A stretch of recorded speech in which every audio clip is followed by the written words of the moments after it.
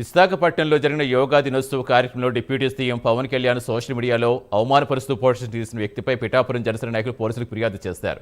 ఈ video post చేసిన వారిని వెంటనే అరెస్ట్ చేసి కఠిన చర్యలు తీసుకోవాలని జనసేన నాయకులు డిమాండ్ చేశారు.